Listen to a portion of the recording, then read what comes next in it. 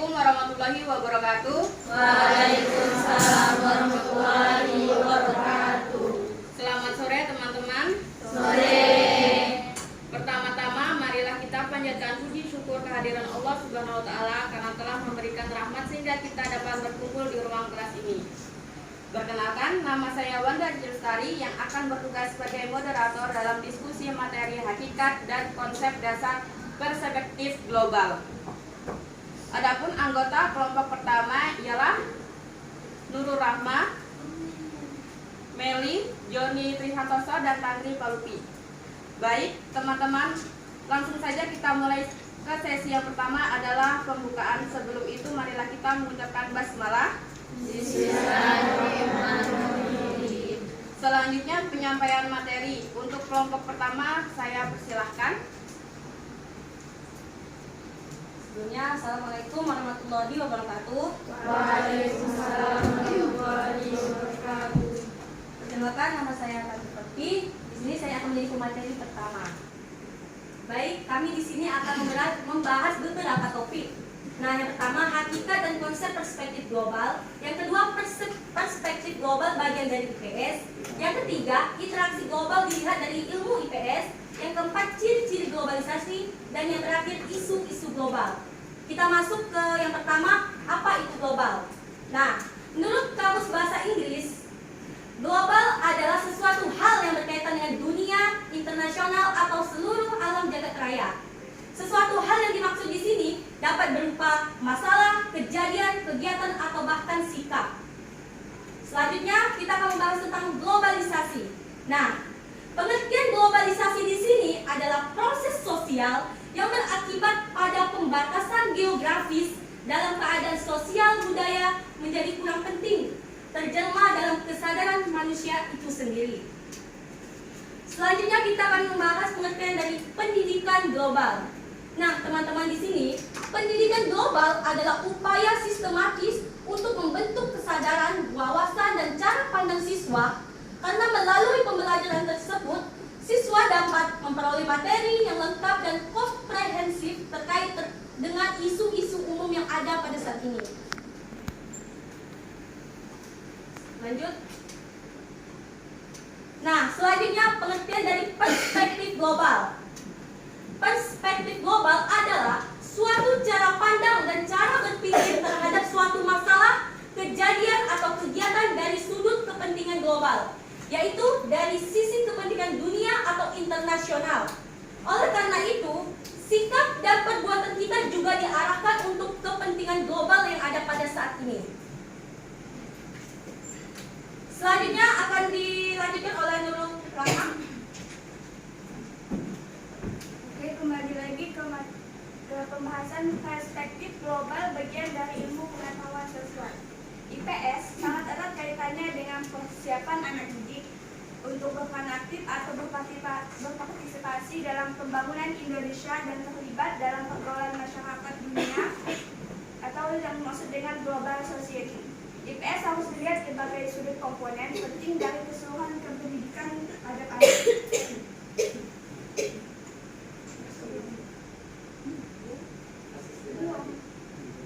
Jadi, perspektif global akan menekankan keanggotaan setiap manusia sebagai warga negara dunia atau global. Berpartisipasi dan pengetahuan merupakan dua hal yang saling berkaitan satu sama lain dengan sekeping bahwa orang tidak mungkin berpartisipasi tanpa mengetahui bagaimana berpartisipasinya. Demikian juga sebaliknya untuk berpengetahuan kalau tidak berpartisipasi. Partisipasi memerlukan adanya pengetahuan, sehingga di dalam partisipasi tersebut akan tercipta tujuan secara harmonis. Kemudian interaksi global dilihat dari berbagai disiplin ilmu pengetahuan sosial. Yang pertama adalah tentang sejarah. Sejarah menurut Immanuel Kant pada abad bahwa sejarah dan geografi merupakan ilmu dui tunggal. Artinya, sejarah mempertanyakan suatu peristiwa itu kapan terjadi, dan pengungkapan itu masih belum lengkap jika tidak dipertanyakan di mana tempat terjadinya. Dalam hal ini, dimensi waktu berpeluang saling melengkapi. Perspektif sejarah mengacu kepada konsep waktu, atau dengan perkataan lain, perspektif sejarah suatu peristiwa membawa citra kepada kita tentang suatu pengalaman masa lampau yang dapat dikaji hari ini untuk memprediksikan kejadian-kejadian yang akan datang. Kemudian yang kedua ada ekonomi. Menurut H.W. Aurat dan Gerardo Pescara, ilmu ekonomi adalah suatu studi ilmiah yang mengkaji bagaimana orang perorangan atau sekelompok-kelompok masyarakat itu menentukan pilihan. Manusia memiliki keinginan yang tidak terbatas untuk memuaskan berbagai macam keinginan yang tidak terbatas. Tersedia sumber daya yang dapat digunakan. Berbagai sumber daya ini tidak sedia dengan batas. Karenanya, sumber daya ini langka dan mempunyai berbagai kegunaan alternatif. Hukum ekonomi mengenal adanya kaitan antara penawaran dan permintaan. Bila penawaran tetap atau turun, sementara permintaan naik, maka harga akan naik.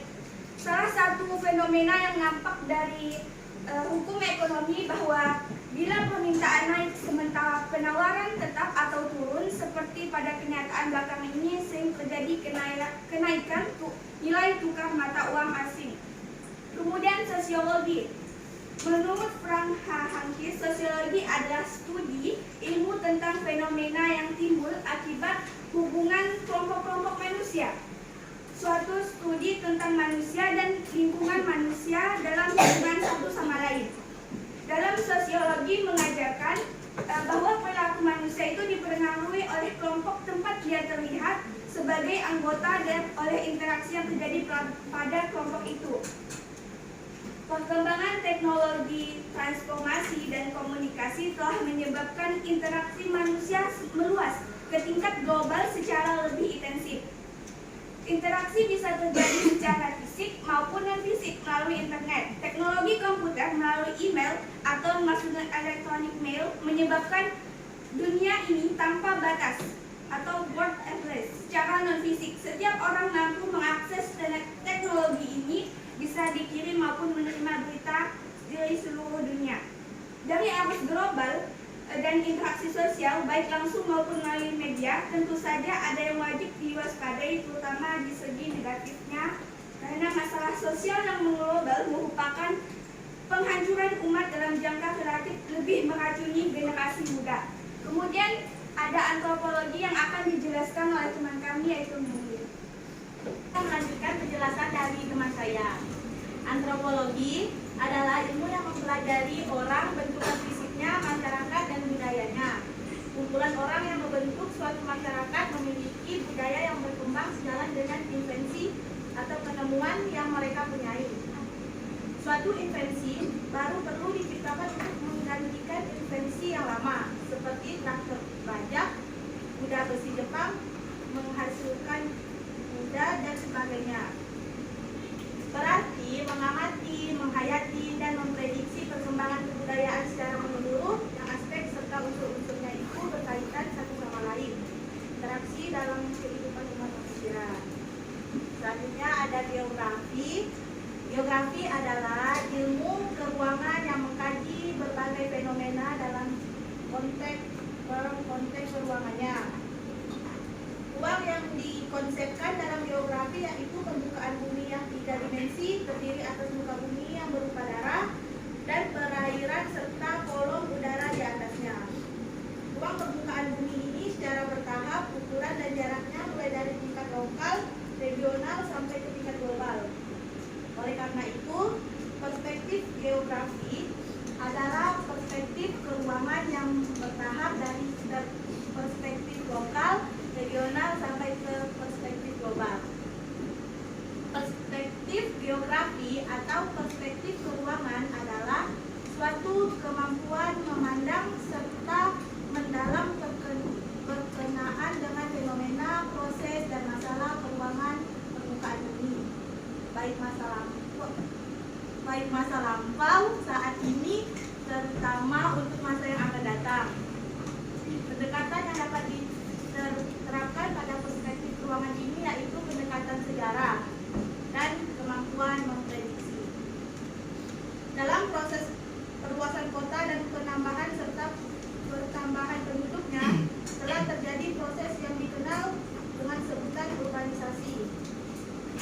peristiwa yang termasuk dalam proses urbanisasi, yaitu perpindahan penduduk dari pedesaan ke perkotaan, perluasan area atau kawasan kota, perubahan cara hidup sebagai orang kota. Selanjutnya ada politik. Ilmu politik mempelajari negara, tujuan negara, dan lembaga-lembaga yang akan melaksanakan tujuan itu. Dalam perspektif global, hubungan suatu negara dengan negara-negara lain adalah hal yang pokok. Jenis keuangan antara negara ditinjau dari jangkauannya. Jenis hubungan dan jangkauan nasional antar bangsa atau antar negara di suatu kawasan tetangga, misalnya di kawasan Asia Tenggara, internasional antar bangsa atau antar negara di berbagai belahan dunia. Global antar semua bangsa atau antar samudra di dunia ini. Perspektif global dari perubahan peta politik tersebut membawa dampak pada berbagai aspek hubungan luar negeri Indonesia. Selanjutnya akan disampaikan oleh Joni. Oke, masuk ke ciri-ciri globalisasi. Yang pertama, perubahan dalam konsep ruang dan waktu. Hal ini dapat dilihat dengan perkembangan teknologi seperti telepon, televisi, hingga internet. Yang kedua, dalam bidang ekonomi dan perdagangan antar negara akan saling berketergantungan akibat dari pertumbuhan perdagangan internasional. Yang ketiga, adanya peningkatan interaksi kultural melalui perkembangan media massa. Dan yang keempat, meningkatnya berbagai masalah yang dialami suatu negara, misalnya pada bidang lingkungan, krisis, inflasi, dan masih banyak lagi. Oke, masuk ke isu-isu global. Isu global merupakan sesuatu yang memang ada dan terjadi sebagai akibat perkembangan dari kehidupan manusia, bangsa maupun negara. Isu-isu global bukan hanya untuk diketahui, melainkan harus dicari jalan keluarnya atau solusi agar tidak menimbulkan dampak negatif yang lebih luas pada kehidupan masyarakat sehari-hari. Isu-isu global ini sering kita temukan dalam kehidupan kita sehari-hari, seperti isu tentang kesehatan, ekonomi, masalah keamanan, perang ideologi, hak asasi manusia, kemiskinan, lingkungan hidup, peredaran narkotika, perbudakan, dan terorisme. Pada isu-isu global ini kita akan membahaskan tentang kemiskinan.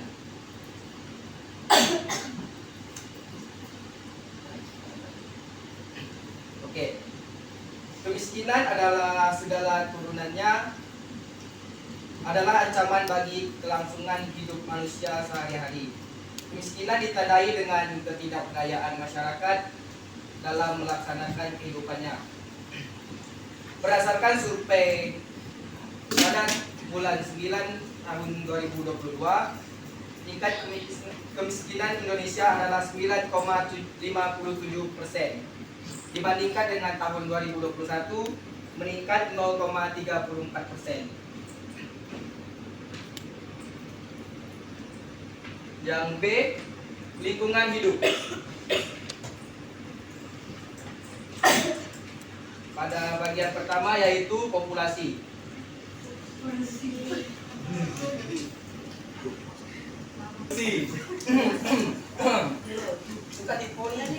Oke, yang B, lingkungan hidup.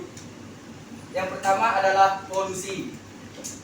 Sektor industri atau asap kendaraan adalah sumber utama pencemaran udara. Pencemaran udara disebabkan oleh berbagai gas dan racun yang dikeluarkan oleh industri dan pabrik-pabrik serta sisa pembakaran bahan bakar fosil. Pencemaran tanah terutama disebabkan oleh limbah industri yang merusak unsur hara dan zat nutrisi di tanah yang penting bagi tumbuhan. Masuk ke dalam bagian-bagian dari polusi. Yang pertama ada perubahan iklim dan pemanasan atau pemanasan global. Pemanasan global menyebabkan meningkatnya suhu lautan dan permukaan musim, sehingga menyebabkan mencairnya es kutub dan kenaikan permukaan air laut. Seperti dampak yang bisa kita lihat dalam negara kita ini adalah kekeringan yang berkepanjangan atau musim kemarau. Lanjut ke dua adalah populasi.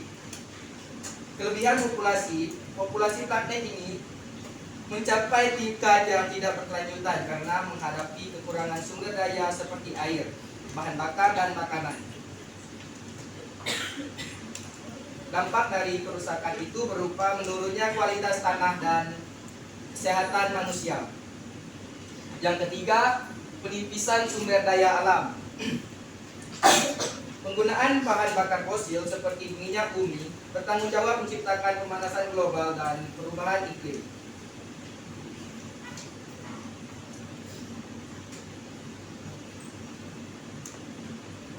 Masuk yang keempat, pembuangan limbah.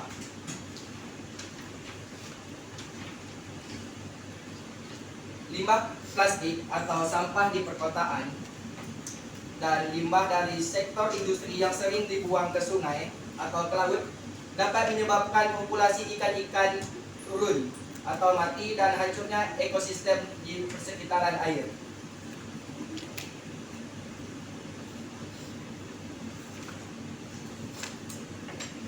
Lanjut kelima, kepunahan keanekaragaman hayati.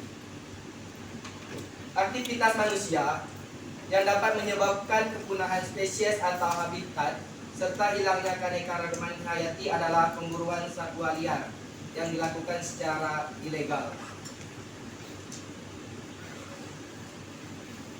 Selanjutnya, deforestasi atau yang lebih kita sering dengar dengan penggundulan hutan.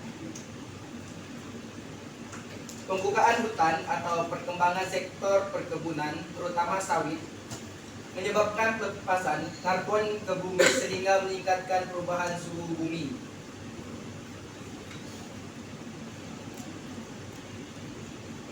Hutan yang sesungguhnya berperan menyerap racun karbon dioksida khas bumi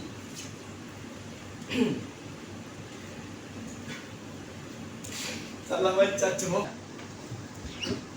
Selanjutnya, deforestasi atau yang lebih sering kita kenal dengan pengundulan hutan.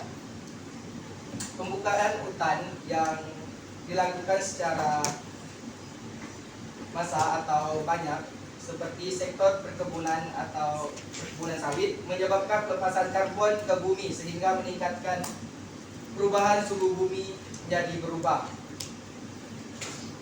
Lanjut ke fenomena pengasaman laut. Fenomena pengasaman laut adalah dampak langsung dari produksi kelebihan gas karbon dioksida atau CO2. 25% gas CO2 yang dihasilkan oleh manusia. Pengasaman laut telah meningkat dalam 250 tahun terakhir pada tahun 2100. Dampak utama dari fenomena pengasaman laut adalah punahnya pada kerang dan plankton serta sumber daya makanan ikan.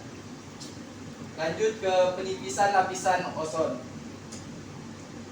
Lapisan ozon merupakan lapisan perlindungan yang tak terlihat dan menutupi planet bumi, melindungi kita dari radiasi matahari yang berbahaya. Penipisan lapisan ozon diperkirakan disebabkan oleh polusi yang disebabkan oleh gas klorin dan bromida yang ditemukan oleh CFC atau fluorokarbon. Lanjut ke hujan asam. Hujan asam sering terjadi adanya polutan tertentu di atmosfer. Kebakaran hutan bakar atau akibat meletusnya gunung berapi. Hujan asam merupakan permasalahan lingkungan yang dapat memiliki efek serius pada kesehatan manusia, satwa liar, dan spesies air. Dan yang terakhir adalah rekayasa genetika. Rekayasa genetika ini merupakan produk makanan ternak. Sekian penyampaian dari kami. Kami kembalikan ke moderator. Baiklah, siapa yang ingin bertanya silakan angkat tangan.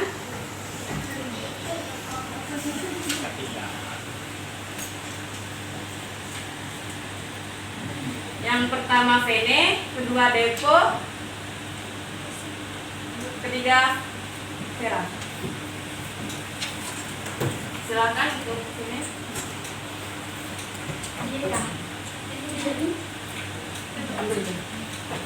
Baik, perkenalkan saya Federa Nafiani, pelajaran dari kelompok 2. Di sini saya ingin bertanya, apa yang harus dipersiapkan oleh para guru, khususnya guru SD, untuk menghadapi atau menyikapi era global seperti saat ini?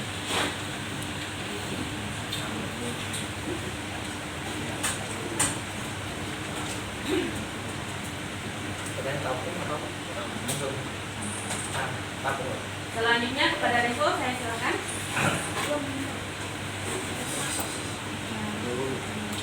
Boleh mau diulang apa yang harus dipersiapkan oleh para calon guru, terutama guru sekolah dasar,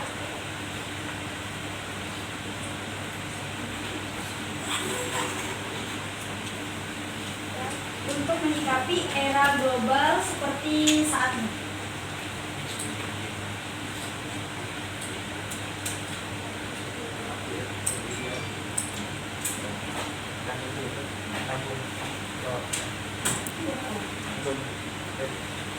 Kepada Depo, saya silakan. Perkenalkan, nama saya Christian Niko Altino, perwakilan dari kelompok 7. Ini bertanya mengenai penjelasan mengenai perspektif global dan berikan coba ilustrasinya.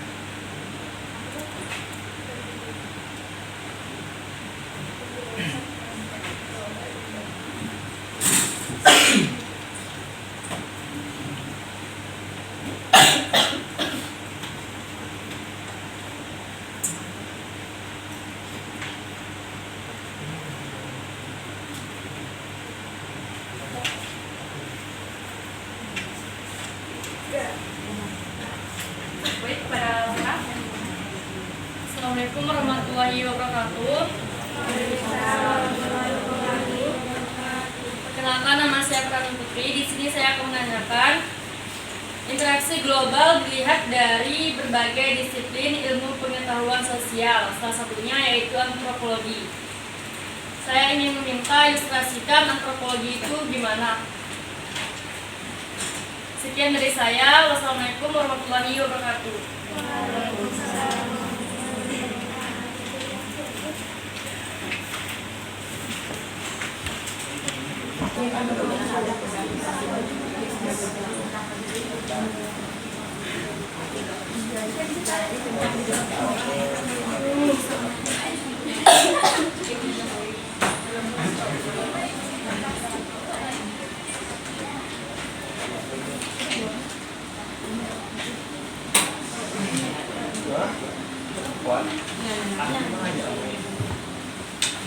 Baiklah, kepada kelompok 1 saya persilakan untuk menjawab pertanyaan dari teman-teman. Pertanyaan pertama dari Bene. Apa yang harus dipersiapkan para guru, khususnya guru SD, untuk menghadapi era global seperti saat ini?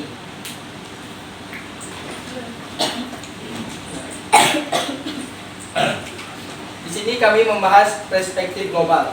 Perspektif global adalah suatu pandangan di mana guru dan murid secara bersama-sama mengembangkan perspektif dan keterampilan untuk menyelidiki sesuatu yang berkaitan dengan isu-isu global.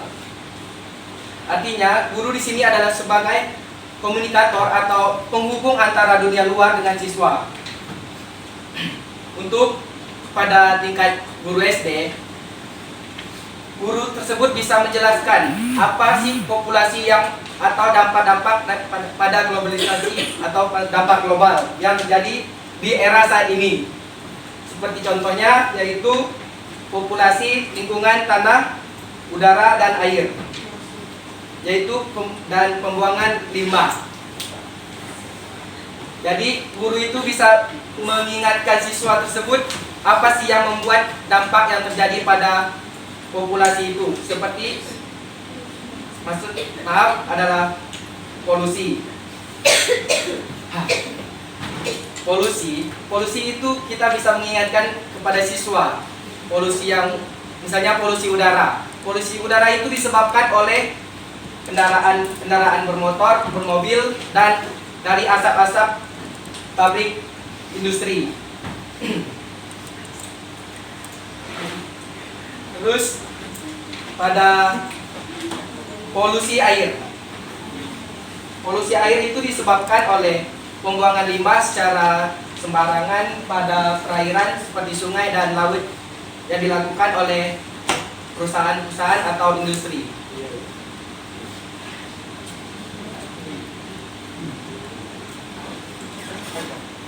Oke, akan ditambahkan oleh Landry. Baik, maka saya akan melanjutkan penjelasan dari Joni. Nah, sebagai guru yang baik, kita harus mempersiapkan diri kita sendiri atau siswa kita untuk bisa menghadapi globalisasi yang akan terjadi di dunia ini. Nah, yang pertama tuh, kita harus melakukan kepedulian terhadap kejadian dan kegiatan pada masyarakat lokal, nasional, dan global. Nah, yang kedua, kita dapat melakukan secara aktif mencari dan menyimpan informasi yang bersifat dunia. Tidak hanya di masyarakat kita, tapi kita harus lebih luas wawasan kita tentang dunia. Nah, yang ketiga, kita bisa mempersiapkan sifat keterbukaan, mau menerima setiap adanya pembaruan atau perubahan yang ada. Nah, yang keempat dapat kita lakukan yaitu mampu menyeleksi informasi untuk disesuaikan dengan kebutuhan dan kondisi sosial budaya masyarakat kita. Baik, selanjutnya akan menjawab pertanyaan. Baik, apakah sudah jelas? Baik, pertanyaan selanjutnya yang dipertanyakan oleh Devo akan dijawab oleh Meli.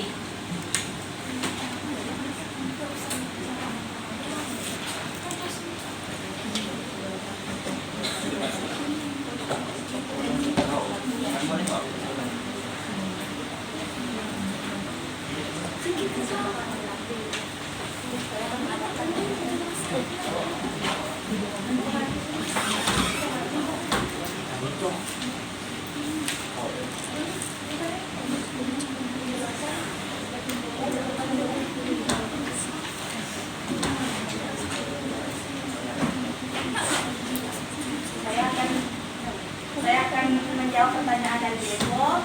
Pertanyaannya, penjelasan perspektif global beserta contohnya. Perspektif global adalah suatu pandangan yang timbul akibat suatu kesadaran bahwa hidup dan kehidupan ini untuk kepentingan global yang lebih luas. Contoh menjelaskan perspektif global dan ilustrasinya.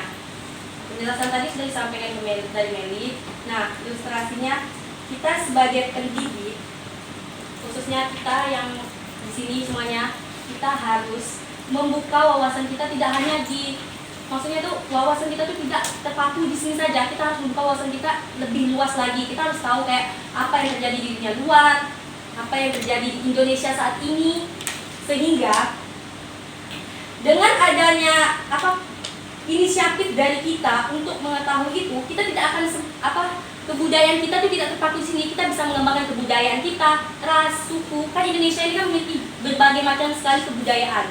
Nah, dari pandangan globalisasi yang kita punya, kita bisa mengembangkan kebudayaan itu tidak hanya di daerah itu sendiri yang tahu. Maksudnya dunia luar bisa tahu dengan adanya perkembangan globalisasi di saat ini.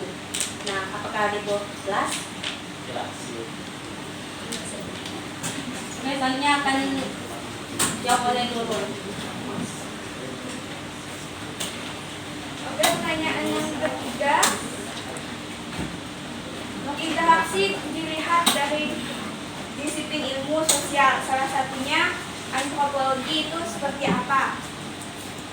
Jadi sudut pandang antropologi terhadap perspektif global itu terarah pada keberadaan dan perkembangan budaya dengan kebudayaan dalam konteks global.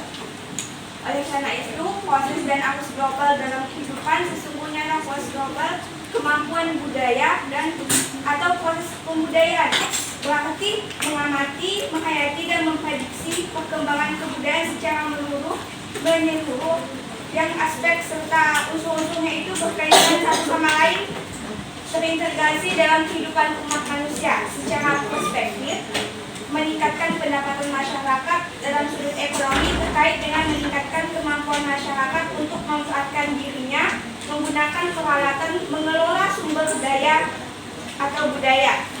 Misalnya, kumpulan orang membentuk suatu masyarakat memiliki budaya yang berkembang sejalan dengan invensi penemuan yang mereka punyai. Suatu invensi itu perlu diciptakan untuk mengganti invensi yang lama. Contohnya kan kalau orang dulu kan bajak sawah menggunakan cangkul atau sebagainya. Kalau sekarang kan ada yang namanya traktor bajak. Kemudian dulu kuda besi, dulu kan orang menggunakan kuda-kudaan hewan kan. Terus seiring perkembangan zaman digunakan kuda besi dan yang Jepang sebagai pengganti kuda dan lain sebagainya. Apakah mengerti ya? Baiklah, saya akan membuka sesi tanya jawab lagi. Yang ingin bertanya, saya silakan.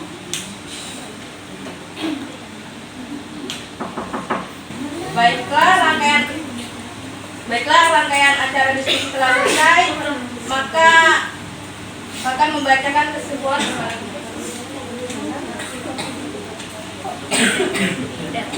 Baik. Untuk mengakhiri presentasi pada hari ini, saya akan bacakan kesimpulan dari materi yang kami angkat pada hari ini.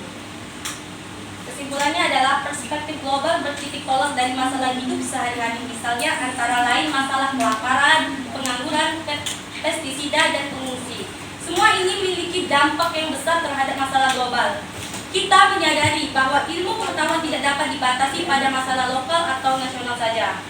Dengan demikian, makna tujuan dari diberikannya perspektif global yaitu untuk mendorong mahasiswa untuk mempelajari lebih banyak tentang materi dan masalah yang berkaitan dengan masalah global, serta mendorong para guru untuk mempelajari masalah yang berkaitan dengan masalah lintas budaya. Dengan demikian, secara khusus, mata kuliah ini bertujuan agar kita sebagai mahasiswa dapat menjelaskan konsep dasar perspektif global dan dapat menganalisis isu dan masalah global dalam kaitannya dengan pembelajaran di sekolah dasar. Serta kita dapat menjadi mahasiswa yang dapat merancang model pembelajaran perspektif global. Nah, teman-teman, saya kembalikan ke moderator untuk Demikianlah presentasi kelompok pertama. Saya sebagai moderator mohon maaf atas kekurangan saya. Saya akhiri. Assalamualaikum warahmatullahi wabarakatuh. Waalaikumsalam